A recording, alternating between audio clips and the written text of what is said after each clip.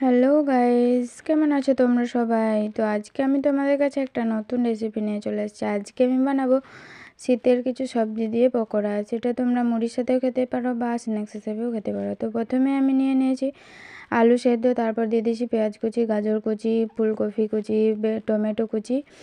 তারপর এখানে আমি গুঁড়ো মশলা দিয়ে দিয়েছি জিরে গুঁড়ো, লঙ্কার গুঁড়ো, হলুদ গুঁড়ো, তারপর দিয়েছি গোলমরিচের গুঁড়ো, একটু চাট মশলার গুঁড়ো আর একটু আদা রসুনের পেস্ট।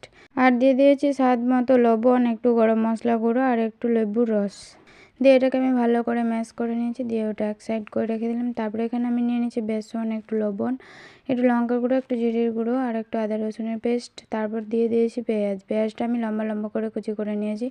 তারপর আমি এখানে দিয়ে দিয়েছি ধনেপাতা। দিয়ে এটাকে আমি একদম মাখা মাখা করে করে নেব, তোমাদেরকে দেখিয়ে দিলাম। তারপর আলুটাতে আমি ধনেপাতা দিতে ভুলে গেছিলাম, তো তারপর আবার দিয়ে দিলাম। তারপর তোমরা যে কোনো কিছু গোল লম্বা যেরকম খুশি সেরকম শেপ করতে পারো। তো আমি এরকম করে সবগুলোই করে নিয়েছি। তারপর আমি যে বেসন আর পেঁয়াজের গোলাটা করেছিলাম সেটাতে আমি চুবিয়ে ভালো করে তেলের মধ্যে ছেড়ে দিলাম।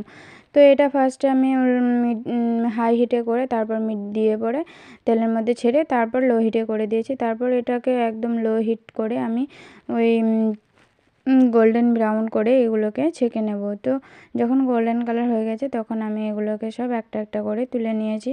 তারপর এই ব্যাচটা হয়ে গেল, তারপর এই ব্যাচটা আমি দিয়ে দিলাম। তো এভাবে করে আমি সবগুলোই ছেঁকে নিয়েছি। তারপর আমি সার্ভ করে দিলাম।